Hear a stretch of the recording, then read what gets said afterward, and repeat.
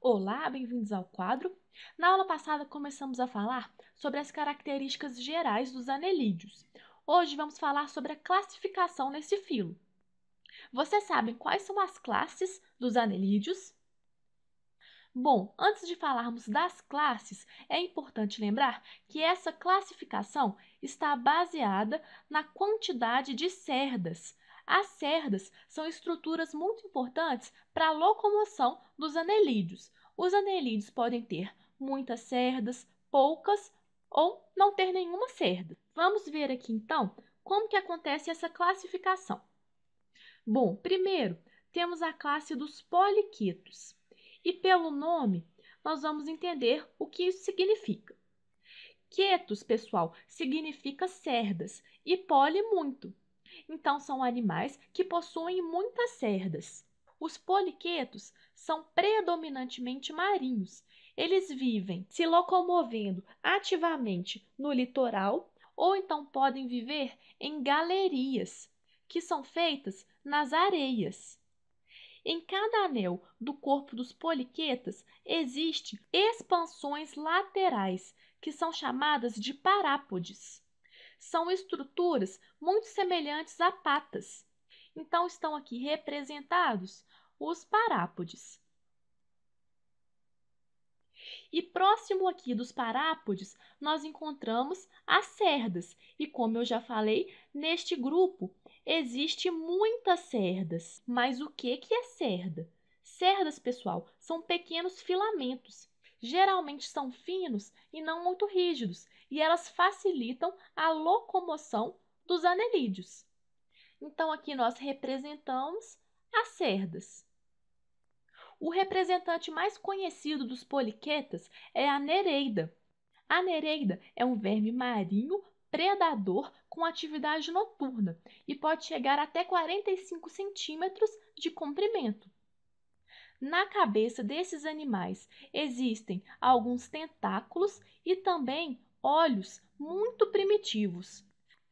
Continuando, além dos poliquetos, nós temos também os oligoquetos. E o que vocês acham que esse nome significa? Como eu já falei, quetos significa cerda e oligo, pouco.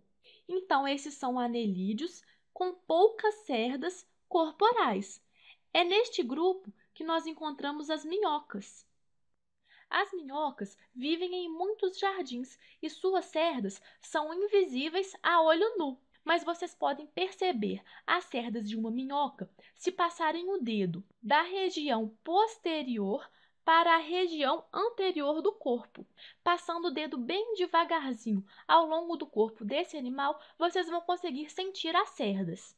As minhocas não possuem cabeça e nem parápodes. Elas apresentam uma boca localizada no primeiro segmento do corpo e o ânus, que está localizado no último. Elas se alimentam de pequenos animais, restos de vegetais, fungos, bactérias. E elas apresentam uma importante função ecológica, porque elas facilitam o processo de decomposição da matéria orgânica. Muita atenção, pessoal! Minhoca não é um organismo decompositor. Os decompositores são os fungos e as bactérias, mas as minhocas, elas podem triturar partículas que estão no solo, e isso vai facilitar a decomposição. Esses animais também são muito importantes para o processo de fertilização do solo. E a última classe dos anelídeos é a classe dos hirudíneos.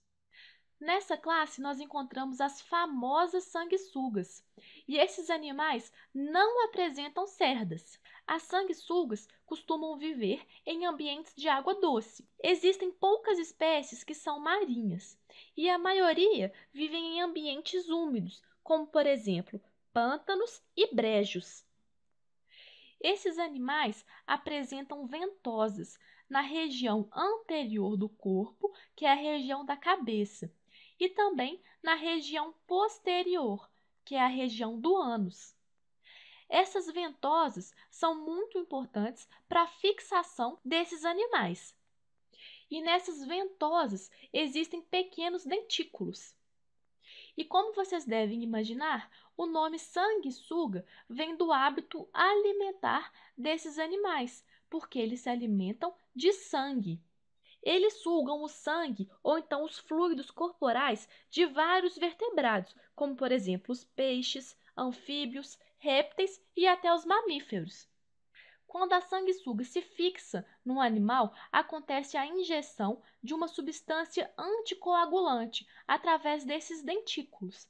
Essa substância anticoagulante faz com que o sangue não fique coagulado. E aí a sanguessuga consegue ingerir esse líquido com maior facilidade. E certas espécies de sanguessuga podem até ingerir animais de corpo mole por inteiro, como por exemplo lesmas, vermes e larvas de insetos. Terminamos por aqui com a classificação dos anelídeos e na próxima aula vamos falar sobre a metameria. Não perca, até lá!